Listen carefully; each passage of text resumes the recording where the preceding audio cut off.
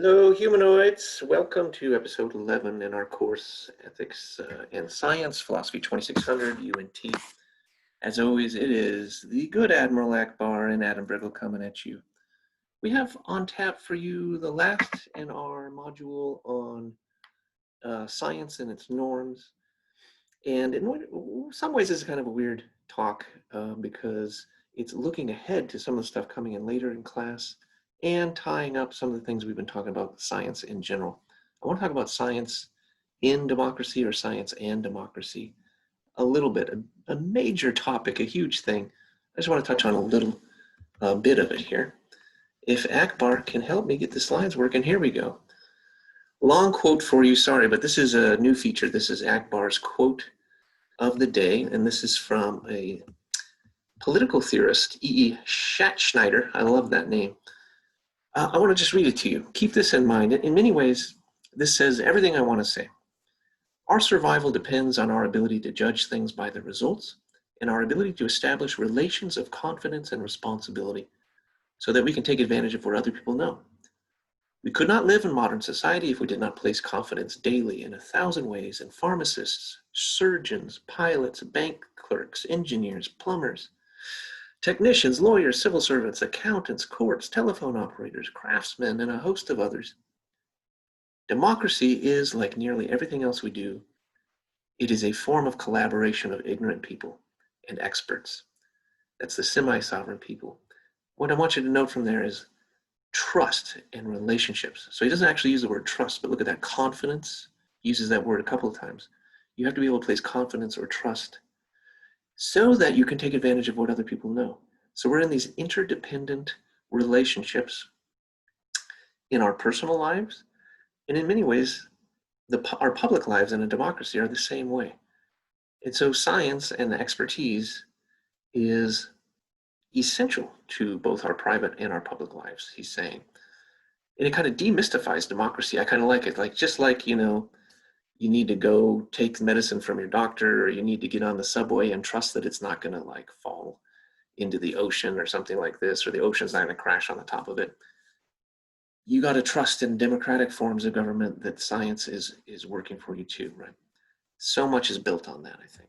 So here's what I want to do today. A little bit, like I said, of a weird lecture on a big topic.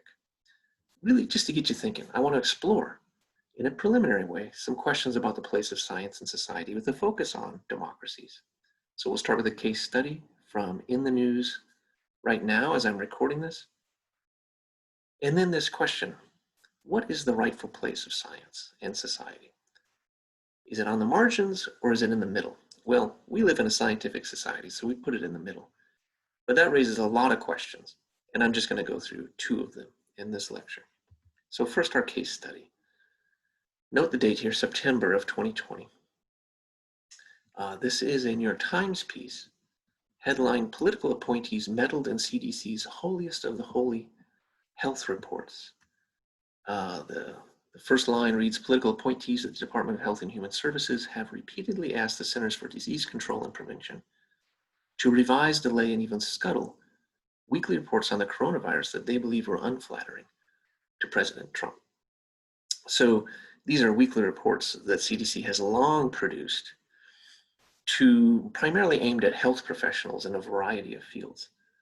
And it's 190,000 subscribers to these reports, long-standing sort of gold standard of scientific communication that has high integrity, and it's very highly relevant because it's published on a weekly basis, and a lot of decision makers will rely on these reports as well.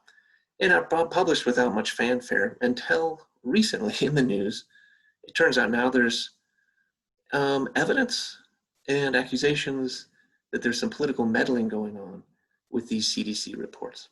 So something I want to say, look, if the Trump administration or any administration openly admitted to altering CDC reports for political reasons, that would obviously be widely condemned, I would think, across a political spectrum. Okay, if you just said, yeah, the CDC found these numbers for the coronavirus prevalence, it's really high in our society, but that doesn't look good for our president and his chance of re-election, and so we changed those numbers. So what, right? If you just sort of admitted it baldly like that, I think everyone would say that would be a problem, but why?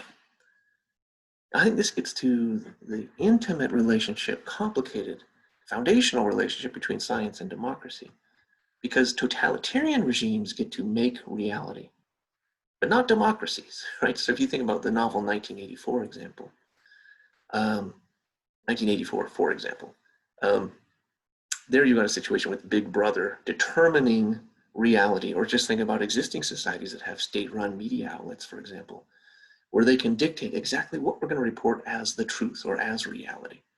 That's not the way a democracy runs, right? So I'm just trying to get at these intuitions here at first. So in partisan democratic debate, there's of course a lot of spin going on, right?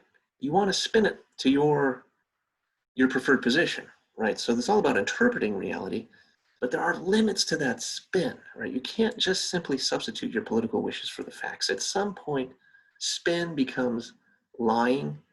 It becomes just simply bald-faced political interference. Now, I'm not saying in this case I know enough in this case study to say that's what's going on, but that's what's being reported in the news.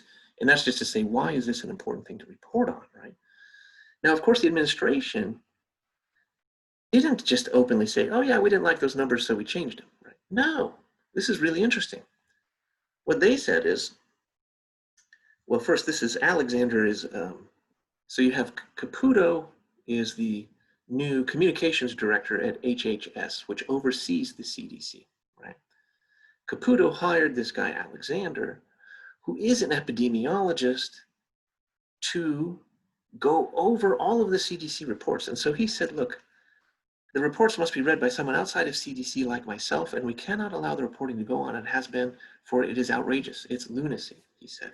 This he says to Redfield, who's the director of the CDC. Nothing to go out unless I read and agree with the findings of how the CDC wrote it, and I tweak it to ensure it is fair and balanced and complete. At the bottom here, so that's Alexander, that's Caputo's appointed assistant. Caputo said that the HHS was appropriately reviewing the CDC reports. Quote, our intention is to make sure that evidence, science-based data drives policy through this pandemic, not ulterior deep state motives in the bowels of CDC. So what have you got going on here? Well, you've got the New York Times and Politico reporting from one perspective. It sure looks like an administration is inappropriately politicizing the science in order to get the message that is more sympathetic to the president's preferred spin on reality, on how well we're doing with the coronavirus pandemic. On the other side, you have people in the administration saying, no, we share the ideal of science-driven, evidence-driven policy. But what's really going on is not us corrupting the science, it's these deep state actors in the CDC corrupting the science, right? So that's the way this is being reported. Now, this is just a case study, right? So to really understand this, you'd have to spend a lot of time getting all the details. And that's not really the function of this case study. I just want to get you thinking, right? So why does this matter? I think because trusted, independent science is a cornerstone of democracy, like we've been saying. Science, like the media, like academia, what else would you say? The court system, right? It's one of those institutions that all sides need to see as outside of the fray of partisan politics. In other words, imagine that every time there's a new administration, you vote for a new president. You get a Republican or a Democrat set of scientists and science agencies. So the whole CDC turns over if Joe Biden were to win, and Republican scientists are replaced with Democrat scientists. That would be lunacy, right? So there's political elements that change over that seem appropriate because the voters have spoken and these are the different political people we want to have in charge, whether it's D to R or R to D or some third party, who knows, right? But the science, right, and the scientists wouldn't change over with overtly partisan identities, right? What I'm worried about, and I think what a lot of people are worried about, is think back to the Chet Schneider quote about trust and confidence and relationships. Okay. Would you trust the science informing public policies if it became this highly partisan, if it became this politicized, right? Do you trust it now under conditions with this wrangling about CDC and its reports and other aspects, right? And then what happens to societies that lose this trust, these relationships, this confidence? Well, if you can't agree on who's going to establish reality and who's following what proper procedures for establishing truth and reality, could it be that you fall into a civil war, that you have the end of rule law, that instead of these trusted institutions determining what's right, you just have might making right? Well, maybe. Hannah Arendt, one of my favorite political theorists, I don't know if I've talked about her in this course, but this is a telling quote from something she wrote in 1953. I put in your notes her 1951 Origins of Totalitarianism, which is really kind of the go-to treatise on these ideas. She said, the ideal subject of a totalitarian state is not the convinced Nazi or communist, but people for whom the distinction between fact and fiction or between true and false no longer exists. Right? So think about that. It's not that you have to really be a hardcore believer in whatever totalitarian regime you inhabit. It's just that you have to stop thinking, basically, is what she was saying. You just stop thinking or caring or trying to figure out, well, okay, so he said this and she said that. Who's right? You just kind of throw your arms up and say, I don't know, it doesn't matter, right? And you just kind of get along with that. That then is this subject ready for a totalitarian regime. That's her theory, at least. I find that very provocative. And again, it would all hinge on us just sort of giving up on this distinction between fact and fiction, which might be what happened when we don't have trusted agencies any longer. That we all sort of agree, well, even if I don't like their message, I know that what they're saying is true, right? So I think this is why this matters. So this question about what is the rightful place of science in society, the rightful place is something that the Obama administration campaign used when they were in their first bid for the presidency to say that there's something problematic with the way science is being treated and we want to restore it to its rightful place. But what does that mean, right? That's what I want us to think about. One answer to the rightful place of science is on the margins, okay? In other words, maybe you can think those thoughts on your own privately.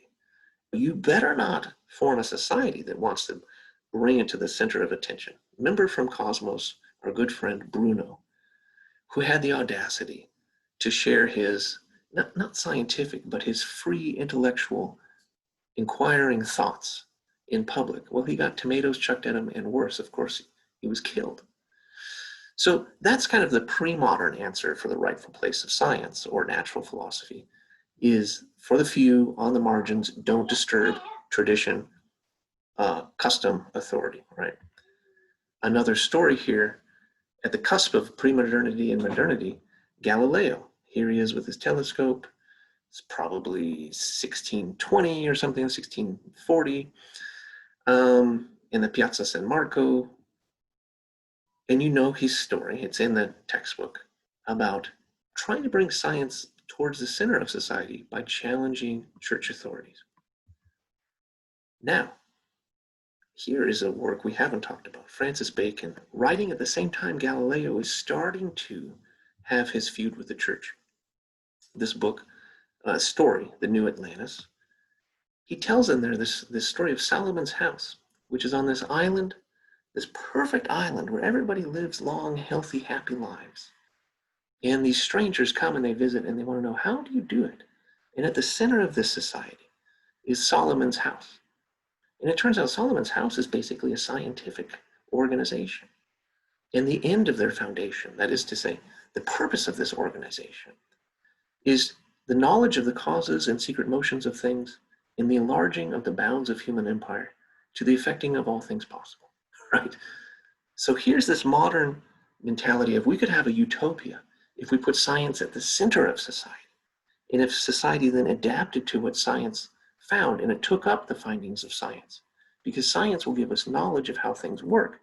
And with that knowledge, we can then control nature and control reality so that we can make our lives healthier, longer, richer. And this seems so common sense to us now because we're all children of this modern world, right? We all think science belongs at the center of society, right? Because this is the world that we now inhabit. The point of watching Cosmos, I think, partly is to say it hasn't always been this way. And it has a history of how it developed this way. Now, look at this. NASA, in a way, NASA is kind of like Solomon's house. Here's a scientific agency that studies all of these things, the secret motions and causes of things, and then it leads to all these fantastic discoveries. So here you have Galileo not in the margins of society, but Galileo as in the first mission out to visit other planets, the satellite Galileo, right? Celebrated and worked on and funded by society. That's the world we live in now. So science is in the center of society, or the middle of society. But what does it mean? Okay, so the last things I want you, and again, this talk is really just to get us thinking about what's coming up in the class a little bit. What does it mean to move science to the middle? So we've done that. You can see it now. Look, we have NASA, we have Department of Energy, we have NSF, we have NIH, but those aren't just the federal agencies. We have private companies, AstraZeneca, and you name it, all doing research and development in the name of scientific progress, in the name of social betterment, right? So this is the world we live in. But what does this mean on a bit more of a granular level? So I'm going to give you two answers to that question, and they're diametrically opposed. Okay, look, my job's not to tell you what to think. It's just to try to spur you into thinking. So I'm going to give you these two contrary answers to this question. And I'm also going to give you two contrary answers to this other question. How should science be governed? So the first question is really, really broad. The second question is still quite broad, but a little bit more narrowed. And I'm going to give you two contrary answers to both of these questions. Okay, first, Karl Popper. This comes from his book, which is in your notes. By the way, I put notes on all of the things I'm referencing there for you. He notes something I think is really interesting, is that there's an affinity between democracy and science. There's something about science, freedom of inquiry, challenging authority, individual thinking, that is so much like democracy that the two are simpatico. And so really, science and democracy are related on this ideological level, almost. And the structures of democracy and the structures of science and the ethos of democracy and science are almost one and the same. The way he put this was in terms of closed societies and open societies. So a closed society is like the world Bruno inhabited, right? The tomato chucking, burn them at the stake world is one example of a closed society. It's marked by this rigid class hierarchy and conformity to customs and uncritical deference to authority and tradition, right? You better not think for yourself. Okay, now an open society is marked by freedom, individualism, open-ended progress. We don't know quite where we're going, but because we're all thinking these thoughts, and the new thoughts can challenge the old ways of doing things, but we don't know what the new thoughts will be, right? So there's kind of this uncertainty, and most importantly, probably this critical attitude toward tradition and custom. Now, one of the ways he cashes out an open society, and to show you again how a democracy is like science, is this idea of piecemeal social engineering. That is evidence-based incremental change and learning from our mistakes. The coronavirus pandemic is an interesting case study here in the US, where you had 50 states more or less doing 50 different versions of lockdowns and testing regimes and all of that. I think Karl Popper's attitude would be, okay, great. As long as we treat those as experiments and we see which one worked better than the other, and then we adopt those lessons and we improve what we did next time around. And there you've got free democratic decisions being treated like free scientific hypothesis testing, right? This piecemeal social engineering. And that's an open society. So that's an answer, but when you move science to the middle, you get democracy, right? That's Karl Popper's answer. Now Hannah Arendt answer, okay? I don't know if she would necessarily disagree with that on some level, but she would say, eventually though, you're gonna get the end of democracy. And why is that? Well, because science is gonna become so advanced that only the scientists are gonna be able to think about and speak about and understand what the heck is going on. Nonetheless, we're all going to be dependent on what the scientists are finding because it's at the middle of our society, so it's driving innovation. and is driving structural institutional change in our society. So we're all dependent on science, but we can't understand it, right? And a precondition of democracy is that you're able to comprehend and thus speak about and understand the world around you that you inhabit, right? So because that's a precondition for self-governance, that you're mature enough that you understand that you know what's going on. Well, in a way, we've created such a technically mature, right, in quotes, society, but all of us remain relatively immature because we just don't know it. And so she says, ultimately, we'll become these helpless slaves, not so much to our machines, not that the robots are necessarily going to take over, but to our know-how, really maybe to artificial intelligence, that we're going to need machines to do the thinking for us because we're not going to be able capable of thinking and speaking about the world we inhabit. Now that's a much darker position about what happens when you move science to the middle. So one position is, oh, it's all sweetness and light and freedom and individualism and piecemeal social engineering and solving problems. The other one is, no, you're on a trajectory to becoming the tool of your tools, basically. Okay, next question, how should science be governed? This one's in your notes, Michael Polanyi, The Republic of Science.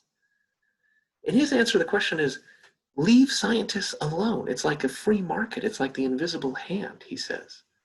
Science is this spontaneous coordination of independent initiatives, and you can't meddle with it as society. So when you move it into the middle, you have to protect its autonomy. You can kill or mutilate science. You can try to stop it, okay, he says, but you can't shape it. You can't give it a direction because it advances only by unpredictable steps. Because look, it's researching. If you knew what you were going to find, it wouldn't be called research, right?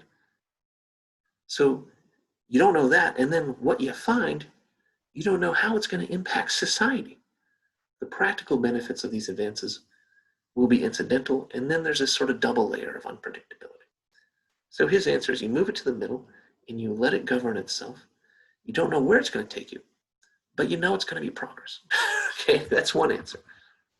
But wait a second, right? Hold the phone. What about limited budgets? What science are we supposed to fund? We can't do it all. What about the unintended consequences, especially the negative consequences? Because he said the practical benefits will be unpredictable. Okay, what about the practical bad things that are also unpredictable? What about those? And then what about plurality of interests? We all want, well, we don't all want, but there are definitely competing visions of a good society, of justice and fairness, of equity, of what counts as the way we want to live, right? I put a few pictures here. Should we resurrect the woolly mammoth? What about deep fake technology? Is that good or bad? What about this gene drive and CRISPR technology that could give us the ability to precisely edit and even then eradicate entire populations or even species? Should we do this stuff, right? These are the ethics and science questions. So what should the goals of scientific inquiry be? You know, which questions should scientists investigate? For example, this 90-10 gap in biomedical research, where 90% of the research is devoted to 10% of the disease burden in the world. In other words, all of the R&D is going to the diseases that afflict the rich people in the world. Okay, most of the diseases affecting poor people don't get researched as much. So Polanyi, you know, with your free market ideal of science governing itself, shouldn't we maybe guide science a little bit more towards having a greater positive impact for the bulk of humanity? I mean, isn't that an important democratic question about science? And if you say, look, the goals of scientific inquiry, remember Merton, it's just certified knowledge, right? It's just truth. Well, but hold on a second. You can't just say it's truth, because which truth, right? Again, there's limited budgets. Which truths, what knowledge are you going to pursue? And what about the impact of that knowledge? So when it comes to the question of how to govern science, maybe we can't just say, well, let it run on its own. So another person mentioned in your notes, Philip Kitcher, in a book on science and democracy, he came up with this ideal of well-ordered science. And he said, you can't just leave science to run autonomously on its own, because then you're going to let scientists make all sorts of really what are in essence democratic political decisions about, for example, what kind of truths and knowledge to pursue. So the goals that science should pursue, the questions that it should ask, are those that would be chosen by a hypothetical democratic procedure under ideal circumstances. In other words, get a bunch of well-informed people in a room and have them debate the merits of any given R&D project or program, right? Any shape of science that it wants to take. See, this would be a democratic deliberative notion of how to govern science. Have them talk about and debate different ways of pursuing our R&D trajectory as a society, what we should research. Have them willing to change their minds when they hear good arguments, right? That would be an ideal deliberative situation from which to derive our answers about what kind of science we should do. Right? Now, I'm not saying any of these people I've gone through have it all right, but hopefully you've taken from this quick talk some notions about the complexities of science in a democracy. Last thing I'll end you with. Let's come down from Kitcher's ideal, hypothetical, democratic deliberation. Let's get it to reality. Here's the US federal science budget, research and development budget. Look at this. You notice the big red at the bottom, DoD, Department of Defense. Roughly half of our R&D budget goes to defense, to the military. NIH, National Institutes of Health, gobbles up most of the rest, right? Department of Energy, NASA gets a little bit in the scheme of things. NSF is pretty small. There's a question then, is this well-ordered science? Is this the way? Is this where we should be directing our funds? These are the ethics questions that any democratic society has to face when it comes to science, and we're going to get to some of these later in the class. So I'll end us here with Akbar's question for you.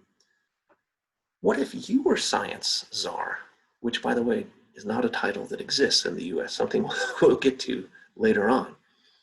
But what if there was a science czar position? What would your science budget look like? What would you fund? What would you not fund? What would you prioritize and what would you not prioritize? And then how do you think a democratic society should arrive at those decisions, assuming they don't, like we don't, have a science czar making these decisions? Okay, that's enough for me.